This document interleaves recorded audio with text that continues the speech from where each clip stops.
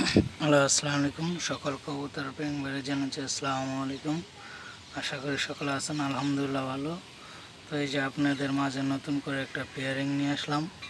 এই যে নর আর এই যে মাদি, খুবই সুন্দর, আল্লাহর অশেষ মেহেরবান।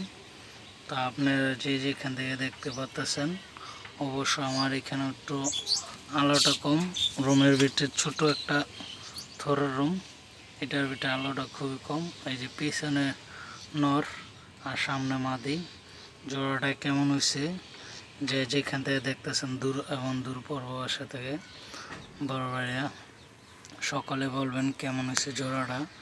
আর আশা করি খুবই ভালো হবে, জোড়াটা খুবই সুন্দর। তো আপনারা বলবেন কোনটা কেমন হয়েছে।